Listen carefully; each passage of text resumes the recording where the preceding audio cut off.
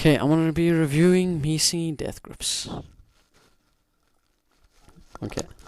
Ah, this is a really long one. Okay, I gotta speak for a while. I'll just speak like in better days. Okay, let me speak about... Okay, I did a speech competition in grade... I think grade 9? I feel like... Well, okay, let me tell a story, but... There was a speech competition. Oh, it was in grade 8. It was in grade 8. I got... no. It was in grade 9. It was in grade 9. And then... Hello, cat. And then the teacher who taught the grade 10s, 11s and matrics, which are grade 12s, the last year of school in South Africa, she was like, everyone looks up to her and spoke to her, everyone who was taught by her, and she was like the super blunt, mean, I wouldn't say mean, she is mean though, just super blunt, but it's a comical, funny blunt, like, she just does stuff, and people respected her, and she was like, cool, we're having a senior speech competition, anyone can enter, you guys want to join? So me, one of my friends, and a few of other people in my grades, I think it was like 3 other people in my grade, joined. There were like a total of like freaking, how many, I say freaking, I need to stop saying it. There were a total of like 10, 15 people performing that speech competition, and then I was like, hey, I really need something good, so I had a lot of time to prepare. And so then I prepared, I blatantly copied a freaking the Sea Rabbit video. His video on, what was it on again? It was, if I could have any superpower. I literally copied it word for word and gave that speech. The audience loved it. Literally, the husband of that English teacher came to me and he said, that was the best speech I've heard ever. And it was the whole crowd. I had them laughing. I had them enjoying it. I knew the speech well. I practiced it a lot. I watched the YouTube video more than once. And I practiced it so much. No one had ever heard that speech before. And they seemed to really, really enjoy it. But literally, I had a goal to turn... The video that I copied was if I could have any superpower. And the superpower was to turn your head 180 degrees. So I had this doll that I borrowed from one of my friends, where you could turn the head all the way around. And low-key, I lost that speech competition to that teacher's favorite person. That teacher is such a bitch. She has favorites. And I lost the speech competition because the guys who get the best marks at school, he gave a horrible speech. He came first.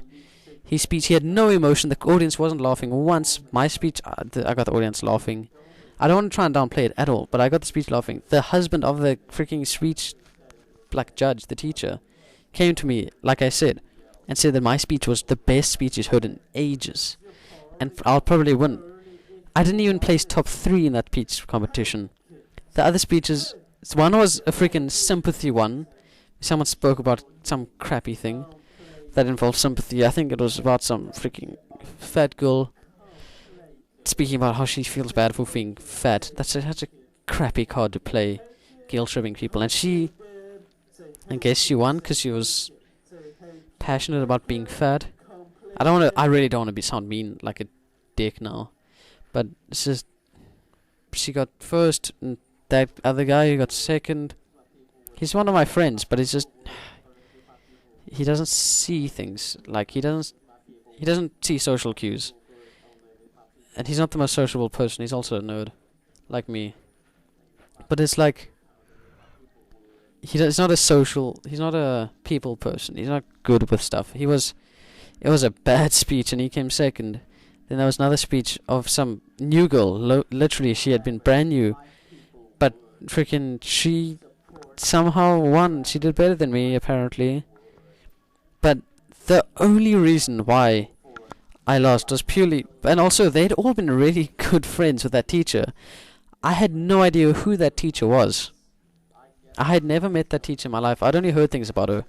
But the other guys, the ones who won, she knew them, and she'd known them for ages. And they'd made friends, and I'd lost, and they said... She was like, at the end she gave a speech saying, thanking everyone for speaking. And I was also the only one who had a prop. which like and I got the crowd to interact with me as well. I was the only one who had a prop, and she was like, all the speeches were really good, but just some of them I couldn't see what you were doing. With the ones with the props, I couldn't see what you were doing. So she literally, as a crappy excuse, she said that she couldn't see the doll that I was twisting around. So she just let the people she liked win instead. And they don't even give you your ranking below the top 3. I didn't even make top 3. And her husband had literally come to me, like right before that, and said, your speech was the best one I've heard in years. And they were like, they're a really old group. They're old. They like in the 60s. And they've heard a lot of good stuff. He was a teacher as well. And he said I was the best. But apparently mine wasn't the best and didn't deserve any recognition. And still to this day, if I speak about that speech competition, people are like, your speech was still the best. The whole crowd loved it. They all thought mine was the best. No one expected it from me either, because I'm the quiet kid in the back of the class. But I guess this way life just works, I guess. Bye-bye.